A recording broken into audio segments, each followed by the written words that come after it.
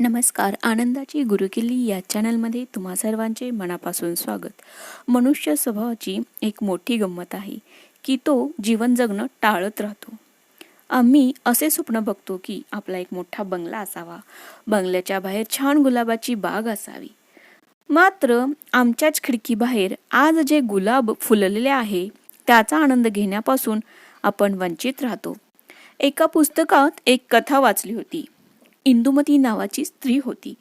एका अपघातात तिच्या पतीचा मृत्यू झाला होता. त्यांच्यावर दुःखाचा डोंगर पसरला होता. पतीच्या दवाखान्याच्या खर्चासाठी त्यांचे सगळे पैसे खर्च झाले होते. त्यांची कार ही त्यांना विकावी लागली होती. पण त्यांचे पती वाचले नाहीत. इंदुमती खूप निराश झाल्या होत्या. त्यांच्याजवळ अजिबात पैसे नव्हते. त्यांचे पती फिरून पुस्तक विकण्याचे काम करत असत. त्यांच्या कारमध्ये पुस्तकं भरून ते गावोगावी जाऊन फिरून ते विकण्याचे काम करत. पण पतीच्या निधनानंतर त्यांच्याकडे कारही नव्हती. इंदुमतींवर एक मोठा प्रश्न होता. तो उदरनिर्वाह कसा करायचा. मग काही नातेवाईकांकडून पैसे जमा करून त्यांनी हप्त्यावर एक जुनी कार विकत घेतली व पुन्हा पुस्तक विकण्यास सुरुवात केली. पण एकट्यानंच कार चालवणं, घरातील सर्व कामे करणे याचा ताण त्यांना सहन होत नव्हता.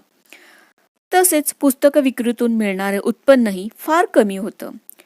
त्यामुळे घरातील खर्च, मुलांचे शिक्षण, त्यात कारचे हप्ते देणे अशक्य झाले. या सर्वांचा ताण असल्याने त्यांच्या मनात आत्महत्या करण्याचे विचार येत. पण मुलांच्याकडे बघून त्या शांत राहायच्या. त्यांना रोज सकाळी उठून जीवनाशी सामना करायचे भय वाटायचे. त्या प्रत्येक गोष्टीला घाबरत असत. जसे की मी कारचे हप्ते देऊ शकणार नाही, मी घराचे भाडे देऊ शकणार नाही, याचे त्यांना भय वाटायचे. तसेच त्यांची तब्येत खराब झाली तर, आजारी पडल्या तर, या सर्वांची भीती त्यांना सतावत असे. आणि या भीतीमुळे त्यांना त्यांचे कामही व्यवस्थित करता येत नव्हते.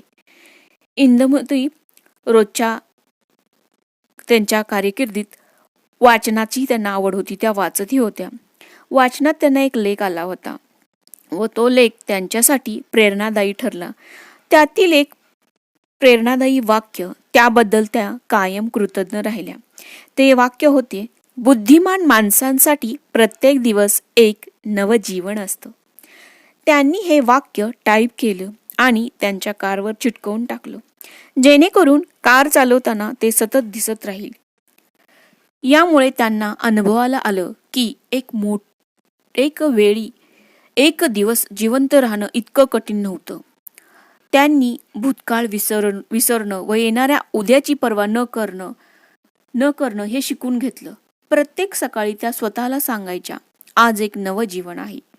इंदुमतींनी एकटेपणा व गरिबीच्या भयावर मात करण्यात यश मिळवलं आणि आता त्या सुखी व यशस्वी जीवन जगत आहेत. आपण सर्वांनी यातून एक बोध घेतला पाहिजे. जीवन प्रत्येक क्षणी जगायचं असतं, म्हणून आम्हाला प्रत्येक क्षणी, प्रत्येक तासाला जगायला यायला हवं. हा व्हिडिओ आवडल्यास लाईक, शेअर आणि सबस्क्राईब करा. धन्यवाद.